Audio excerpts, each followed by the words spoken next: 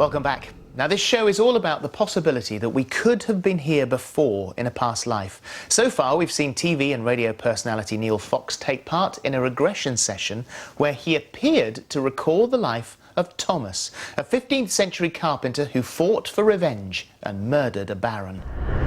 The reason I'm here is because I'm getting revenge. He is dead, and I put an arrow through his throat. The question is, do you think Neil was really recalling a past life? Have we lived before? Opinions are certainly divided. It can often seem very compelling when you watch people undergoing past life regression. The emotion that they're feeling is obviously so powerful that we think they really must be reliving those events. But just because the emotion is real, that doesn't prove at all that the memories are real. I believe that past life memories are carried in a part of us which is not physical, because clearly it has to survive from one life to the next. So they are soul memories, for want of a better word. Now, I think in this case, Andrea has given these people permission to act out a fantasy. They can be, for the time the cameras are running, anybody they want to be, and so that's what they do. They want to please her. In a moment, I'll be catching up with Neil for the first time since his regression. But first, it's time to see if our historian detective has managed to find any truth in Thomas's story. It's the story of Thomas, a humble artisan and a nameless baron. But back in the 15th century, these terms would have told both men exactly where they were in the pecking order, because feudal society was the most structured we've ever known. Every man, woman and child would have known exactly where they were in it, and the whole thing is encapsulated in the game of chess.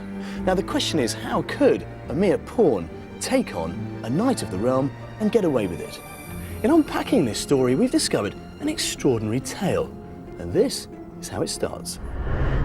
I build furniture, and I think I play a lute. So, a carpenter called Thomas, well, that's pretty feasible. And a lute player, well, that's pretty possible too. We certainly know they were around in the 15th century, a sort of medieval guitar. But what are the other clues he gave us? We're in a bar, and we're drinking, and we're having fun. What are you drinking? Ale and pewter tankards. This also looks good, though bars were called alehouses in the 15th century. They weren't quite the pubs we think of today, but you could sink a few beers and chat with your mates. But I think pewter tankards might have been a bit posh for a carpenter like Thomas, but then again, it could have been possible. So the details of Neil's daily life do look pretty convincing, but that's not all. There's one more thing that dominates Thomas's story, and that's Sarah. I sense a woman called Sarah. She's in a green dress. It seems like she's preparing food. Does she know that you have feelings for her? Yes, she does. And she loves me too.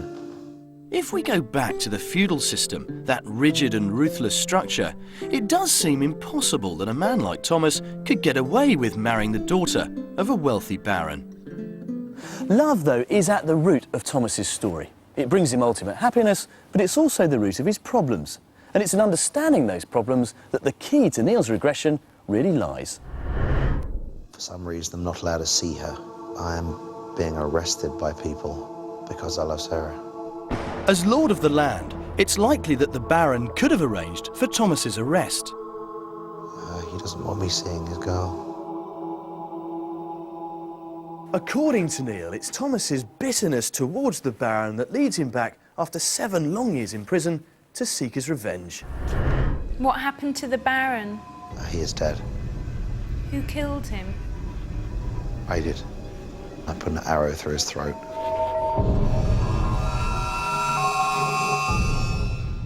The years of waiting were finally over. I'm with Sarah. Her father cannot stop us being together.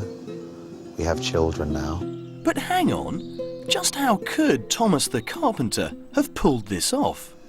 I see myself sitting on a horse, and there are lots of other people around me on horses. So Thomas was not alone in storming the castle. Was he part of a larger rebellion against the Baron? Well, the 15th century was beset by civil war as the Red Rose of the House of Lancaster and the White Rose of the Yorkists battled for the crown. Could it be that what Neil's describing is a small skirmish set within the Wars of the Roses? Amazingly, this works. The date, 1470, puts us just a few months away from a massive Yorkist victory. This battle was followed by 14 years of peace. So if Thomas was a Yorkist, he could literally have got away with murder.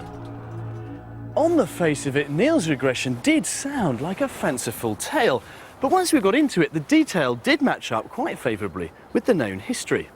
So was he this carpenter-cum warrior during the Wars of the Roses? You decide.